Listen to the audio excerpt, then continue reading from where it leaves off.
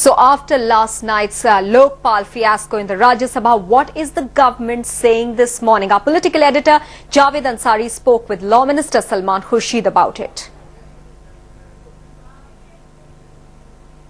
I have with me the Minister for Law and Justice, Mr. Salman Khurshid, on the day after the fiasco in Parliament. Let me begin by asking you, there was this huge build-up.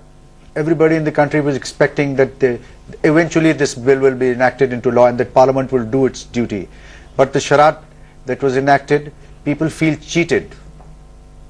I think that we are just raising this to high levels of hyperbole, and I don't think that's called for. We have passed a bill in the Lok Sabha.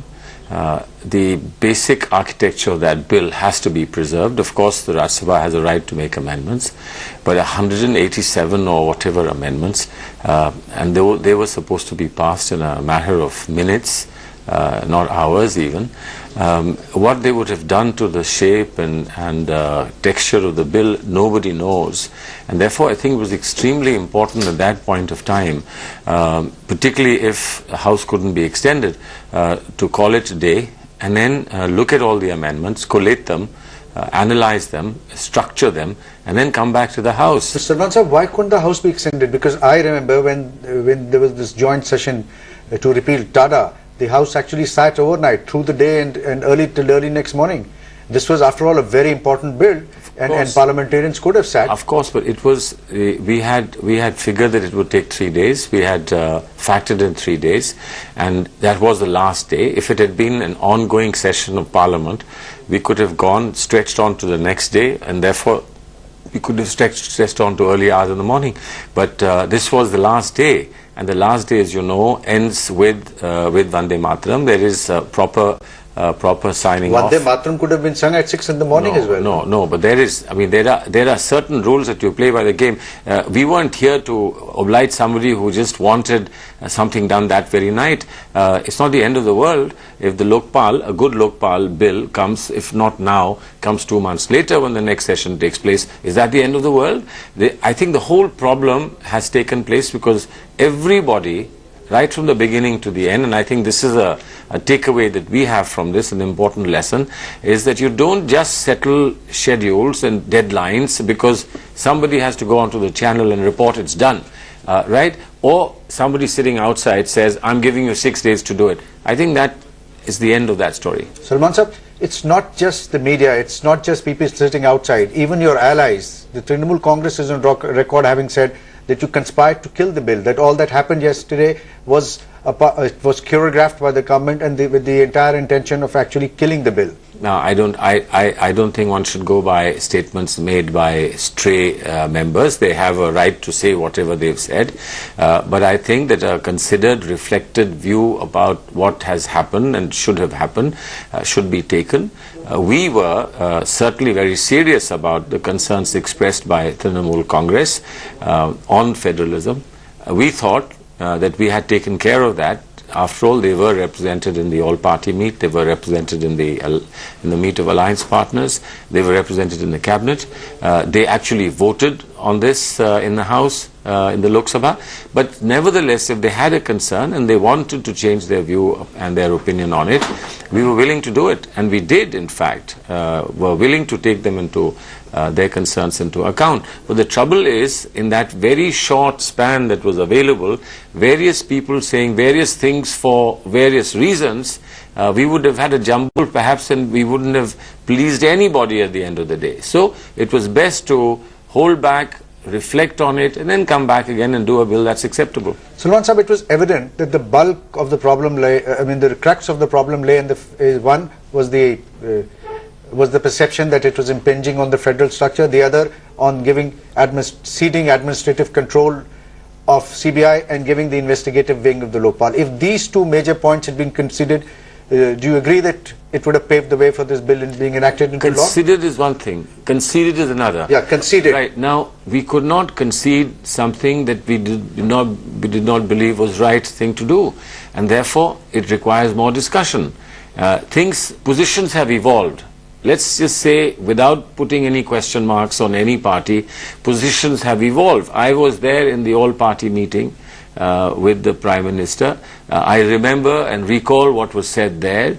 I have been talking to these people in the Central Hall, various other places, and positions have definitely evolved. And if the positions have evolved even between Lok Sabha and Rajya Sabha, where is the harm in saying, look, let all this completely solidify, let this settle down, and let's then see what needs to be done and what doesn't need to be done. We were very clear, no question of taking away the federal structure, no question of undermining it, but we were doing it in one manner. BJP was insisting it be done in another manner, and as far as our alliance partners were concerned, Trinamool was concerned, they only had a concern that had to be And you failed to address that concern. No, we didn't. What were we saying? At the end of the day, we were saying that the part 3, which relates to Lok Ayuks, will be made into a model bill. That addresses their concern. It also keeps us consistent with the statement that was made after a sense of the House, which was this one single bill will refer to both Lokpal and Lok Ayuk. But Mr. Khurshid, you're offering the model bill obviously wasn't acceptable to Trinamool Congress. So what's going to change now between now and whenever this bill comes up? We don't even know, in the din of the House and when everybody is pulling in different directions, who makes what of which amendment and who makes what of what offer.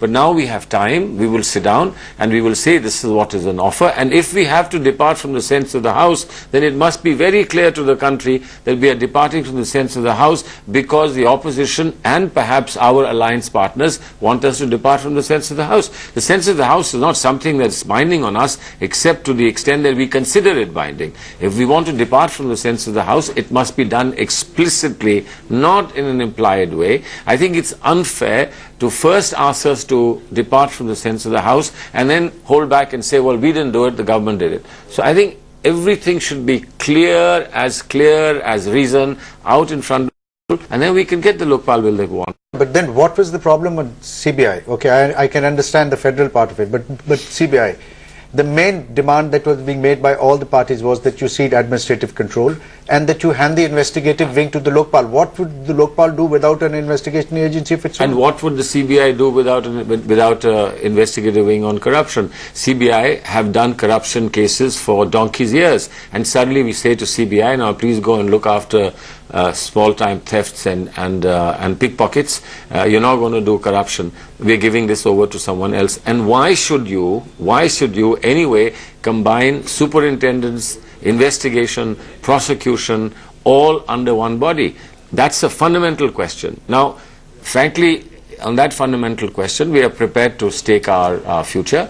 We believe that simply because someone wants to score points against us, we should concede in compromising an institution that everyone thinks is a very valuable institution. We are not prepared to do that. So the majority of the of the House yesterday felt the same way on the CBI, that you should cede control? Sorry, they didn't. Please look at the amendments that are made.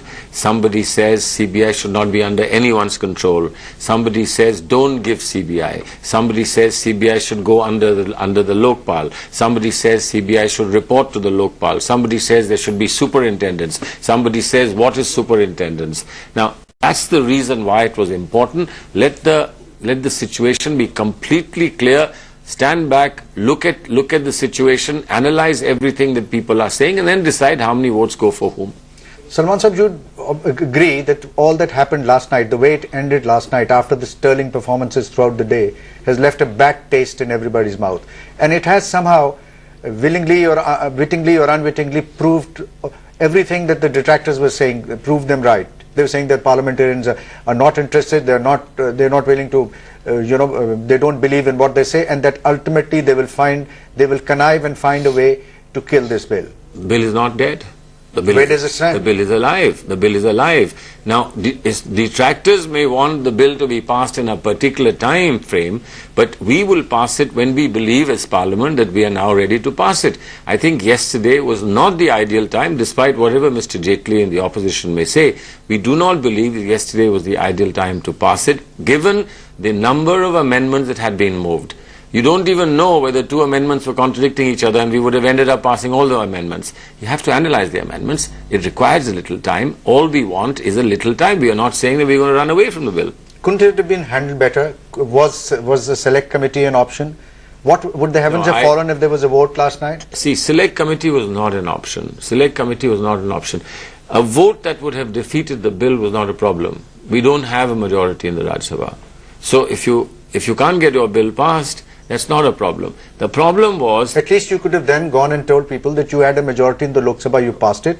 Your opponents had a majority in the upper house, they didn't let it pass. The issue was not of the bill passing or not passing. The issue was by someone trying to make a pulp of the bill with amendments that would have made, as far as we are concerned, nonsense of the bill. So we want the amendments first to become very clear, that this is what the amendments intend to do. And after that, we'll go back to the House. We're not running away.